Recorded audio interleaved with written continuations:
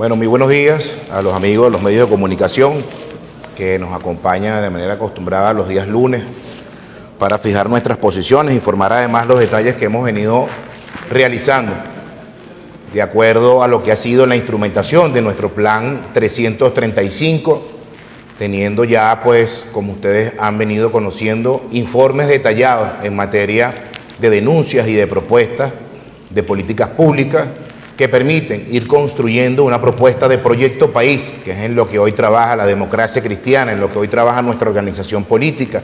14 estados, 110 municipios.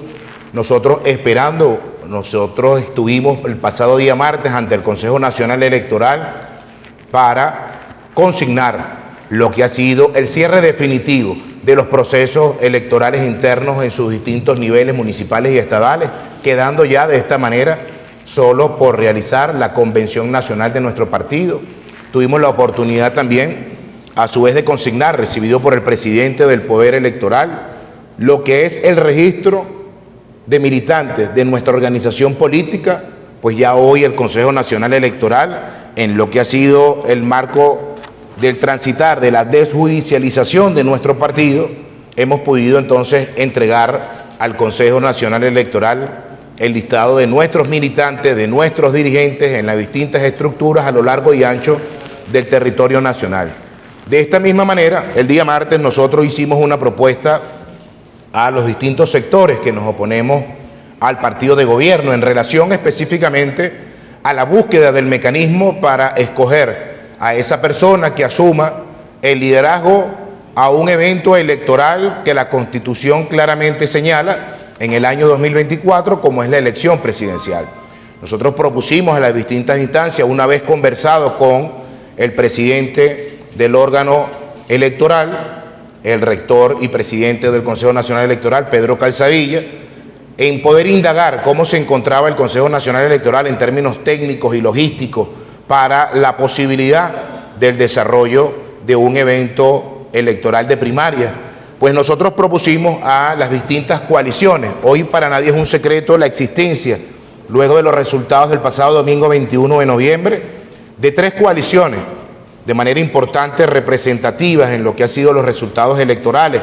Y tenemos coaliciones como por ejemplo la Alianza Democrática, en la cual formamos parte como organización política.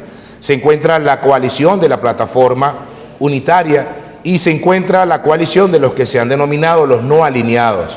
Ahí hay unos gruesos números electorales donde ante la imposibilidad de lograr aún al día de hoy, ya en el mes 9, luego de transcurrido además más de 2 meses del anuncio de la posibilidad de la existencia de una página web para poder realizar aportes en materia de la construcción de un reglamento, y hoy ustedes los invito nuevamente a que ingresen a la página web de Primarias Unidad 2023 y sigue inhabilitada esta página. Por lo tanto, nosotros preocupados en la necesidad de la búsqueda de este mecanismo, de la búsqueda de que la representación más genuina de los que puedan estar interesados en participar en un proceso de elecciones, bien sea de primarias, que es lo que nosotros hemos venido asumiendo como compromiso ante la necesaria unidad que demanda el pueblo venezolano.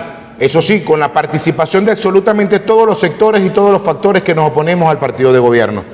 Nosotros queremos además profundizar hoy lo que es nuestra propuesta en materia de elecciones primarias interpartidistas para el año 2023, donde se puede claramente observar, esto no es un proceso nada nuevo, este proceso se implementa en el hermano país de Colombia para la búsqueda de candidaturas unitarias dentro de las distintas coaliciones que existen en el accionar político de manera diaria.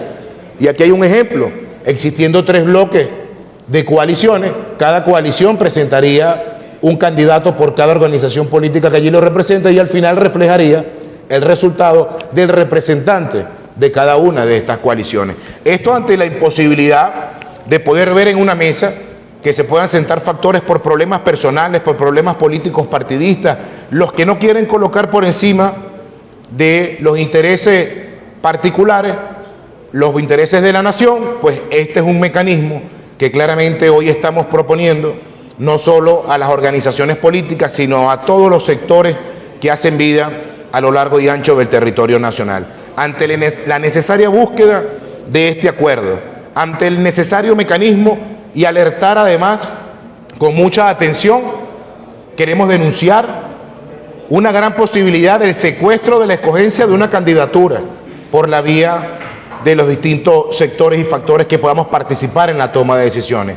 Ya se está fraguando la posibilidad de la escogencia de un candidato vía consenso, sin la articulación, la participación y la consulta de todos los sectores que hacen vida dentro de la política venezolana. Nosotros eso lo rechazamos contundentemente, y que no inicie el proceso de la búsqueda de la división y que no se repitan los escenarios del Táchira, de Anzoátegui, de Guárico o de Aragua. Escenarios que fueron promovidos desde un principio la división para luego no poder alcanzar la victoria en las pasadas elecciones de las gobernaciones del 21 de noviembre del pasado año. Queremos aprovechar, a su vez, hacer un llamado de atención al Poder Ejecutivo Nacional en materia específica del transporte público. Se ha podido evidenciar y confirmar la permanencia del alza del costo del pasaje del transporte público sin consulta y participación con los comités de usuarios y con las organizaciones comunales o comunitarias. La organización comunitaria o vecinal no ha participado en esta toma de decisiones. Hoy nos encontramos aumentos del costo del pasaje en rutas cortas interurbanas en 3 bolívares, y cuando lo multiplicamos al uso diario de una labor de un empleado público, se le van 120 bolívares cuando el sueldo mínimo es de 130. ¿Qué hace con los otros 10 bolívares cada venezolano y cada venezolana? No les alcanza ni para medio cartón de huevo. No les alcanza para cubrir una necesidad mínima, para poder alimentar a su cuadro familiar. Pero además de eso, hay también la implementación de tarifas de 4 bolívares. Estamos hablando que en la multiplicación de manera mensual nos lleva 160 bolívares hasta un salario básico de 130.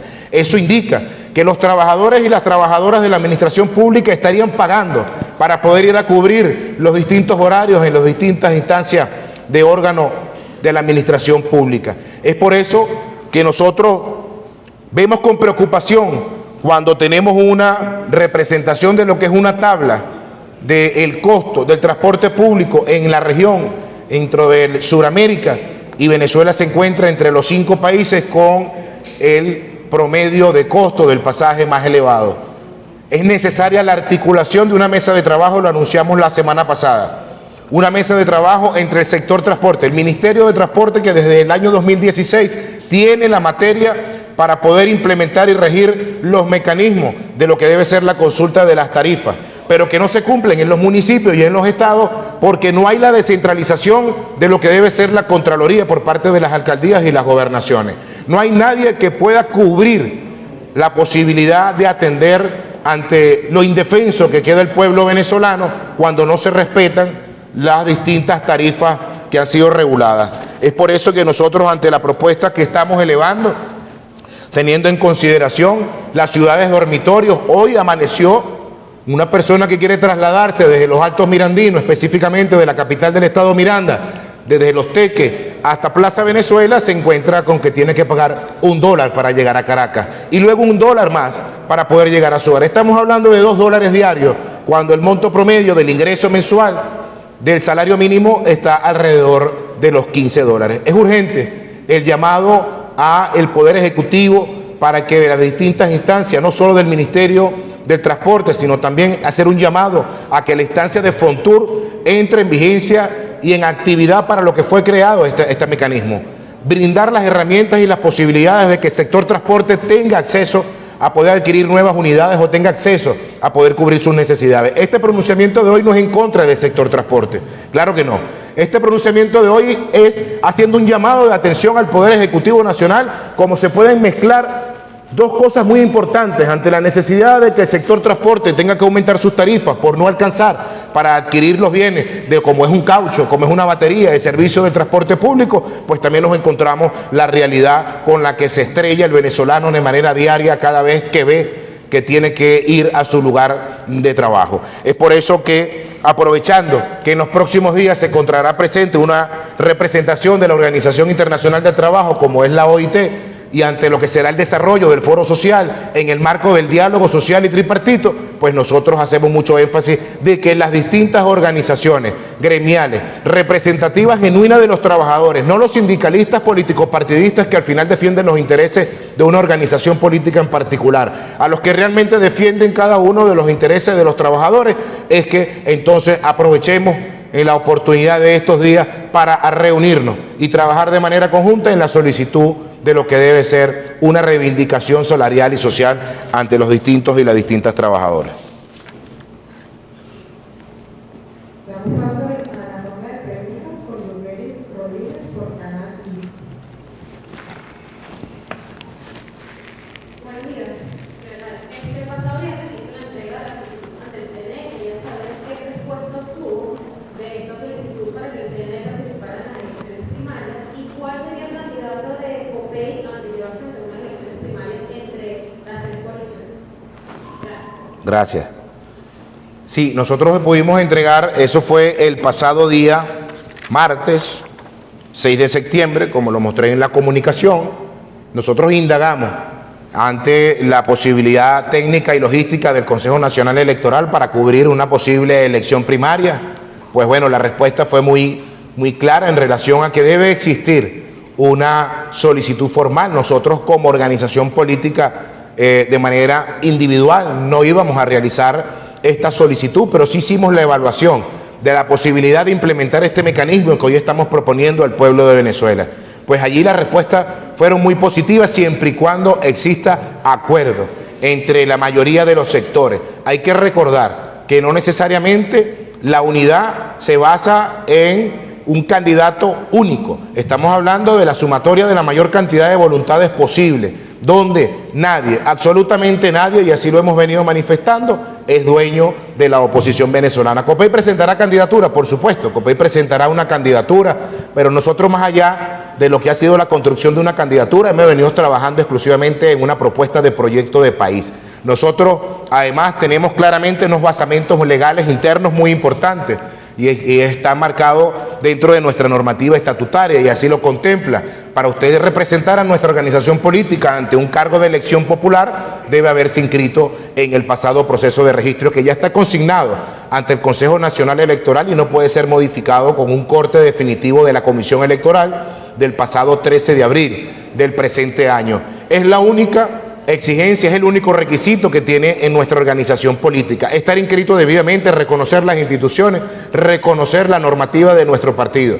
Eso es importante aclararlo y señalarlo ante los distintos rumores que han existido, que COPEI ya tiene una candidatura. COPEI no tiene candidatura, es bueno dejarlo muy claro.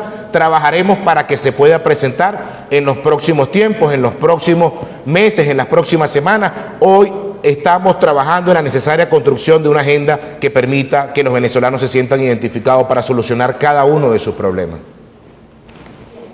Vamos con Fernando Tobar por 6 de edición. Buenos días. La primera tiene que ver con continúa lo que es la migración venezolana por los países del mundo. Sabemos que en la selva de la vieja, igual que el río Bravo, ha cobrado la vida de más de 100 venezolanos. Quisiera conocer, como integrante del Parlamento de la República, el momento de su incorporación, al momento de las reuniones, no sé si se tendrá prevista, discutiría algún tipo de propuesta para que la migración, no solamente venezolana en este caso, se lleve de manera más organizada y segura por esos pasos. Y en segundo lugar, quisiera conocer el día de hoy organizaciones gremiales, abogados, lo están pronunciando de esto en torno a la imposición de multas por parte del Tribunal Supremo de Justicia, esto ante las denuncias o la sentencia o la derogación, la exigencia de la derogación del instructivo Bonampe, acompañar a COPEI este tipo de situaciones, este tipo de quejas ante el Tribunal Supremo de Justicia que ustedes han estado acompañando a las movilizaciones de los sindicatos. Gracias, Hernando. Sí, efectivamente, nosotros pues esperamos que una vez finalice el receso parlamentario, que ya ha sido informado de manera oficial, debe dar inicio el próximo 20 de septiembre, pues nosotros, ante la instancia a la cual formamos parte y hacemos vida, como es el Parlamento Latinoamericano y Caribeño, ante las distintas denuncias que se han presentado en manera que ha sido pues una queja de manera permanente en relación a los migrantes venezolanos. Nosotros presentaremos en su momento la fracción de la Alianza Democrática que hace vida en el Parlatino, pues un documento a ser discutido.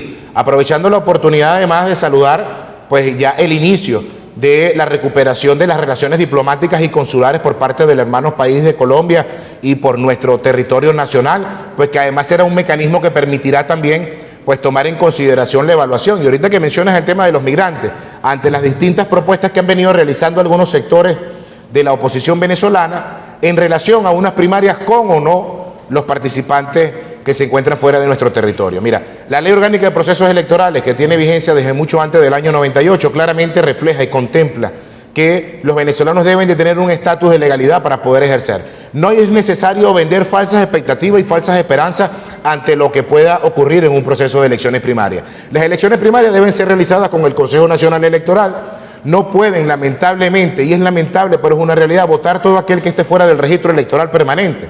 Vender algo distinto a ello es jugar con el sentimiento y la esperanza de los venezolanos que están fuera de nuestro país. Hoy el registro electoral permanente registra más de 220.000 electores que se encuentran en situación legal. Artículo 27 y artículo 124 de la Ley Orgánica de Procesos Electorales claramente así lo refleja. Esto quería yo hacer esta mención porque las últimas horas se ha hecho mucho énfasis en esto. Yo los invito a que revisen la consulta del año 2020 que hicieron en diciembre, ese sector de la oposición. Pues lamentablemente allí votaron personas por la vía tecnológica, más de 2 millones de venezolanos.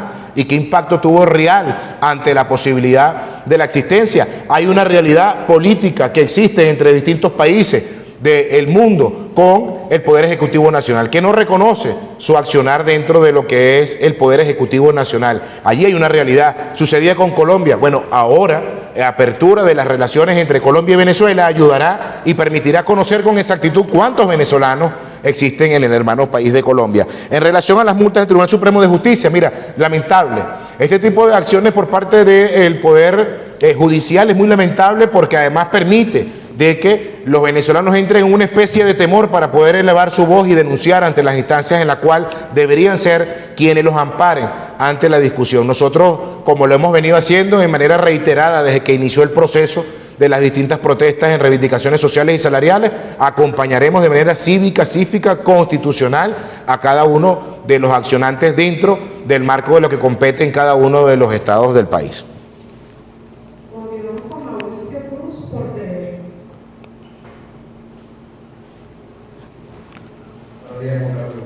¿Cómo está, Mauricio? Quisiera saber su postura con respecto al tema de las primarias. Ustedes pertenecen a la Alianza Democrática, que hace tan solo unos días estuve en Primero Venezuela. Ustedes comentaron que no van a participar en las primarias. Comento, ¿cuál es su postura? Ya que ellos pertenecen a la Alianza Democrática, que dijeron que en este momento ellos no creen en su partido, en el resto de la alianza, sino nada más en su partido. ¿Cuál es la postura de Copey ante eso? Otra pregunta que también tengo. Se rumora, suena el nombre de César Pérez Rivas como candidato a las primarias. ¿Qué me puede decir acerca de ello? Gracias, Mauricio. Efectivamente, las organizaciones políticas que han venido haciendo pronunciamientos en no participar en unas elecciones primarias, es lamentable asumir posiciones tan adelantadas, pero se respetan de igual manera. Nosotros dentro de la Alianza Democrática hemos fijado posturas muy claras y muy precisas. La necesaria implementación de un mecanismo que permita escoger una candidatura. Cada quien, y es parte de la esencia de la democracia, tiene una postura. Copey, dentro de la Alianza Democrática, piensa que debe ser una elección primaria incluyente, que esté en todos los sectores y los factores para la escogencia de esa candidatura. Otros piensan que es la vía del consenso, otros piensan que es la vía del outsider, otros piensan que van a ir hasta el final sin contarse con absolutamente nadie o sin tomar en consideración algún mecanismo. Pues bueno, repito, es respetable. Quizás pudiéramos evaluar, estamos a muy temprano de lo que debe ser asumir posiciones definitivas. Yo creo que son posiciones además que se asumen ante escenarios que te encuentras como la plataforma unitaria, que excluye a la posibilidad de participar los distintos sectores. Hay sectores no alineados que los hemos denominado, como el caso de Alianza del Lápiz, como el caso de Fuerza Vecinal, del MAS, organizaciones que han venido planteando que estén incluidos todos los sectores y todos los factores, porque absolutamente nadie es dueño de la oposición venezolana. Allí lo expresó claramente el domingo 21 de noviembre los venezolanos. En relación al doctor César Pérez Viva, mira, ex militante de esta organización política, social cristiano como modo de vida, lamentablemente no demócrata cristiano, por no reconocer la institución de nuestro partido. Y lo decía hace un rato, nosotros ante los rumores y la posibilidad de alguna candidatura que esté representando a nuestro partido en alguna instancia, pues nosotros lo negamos completamente. En especial por el doctor César Pérez Villa, que no tenemos nada en contra de él, pero ya no milita en nuestra organización. Así como lo fueron dirigentes nacionales históricos en tiempos pasados, pues ya hoy no forma parte, y que bueno, si sale electo ante un proceso de mecanismo de escogencia, bien sea por la vía del consenso, de las primarias, pues nuestra organización política respaldará no solo a él, sino a cualquier persona que ante los distintos mecanismos sea escogido como el abanderado de la oposición venezolana.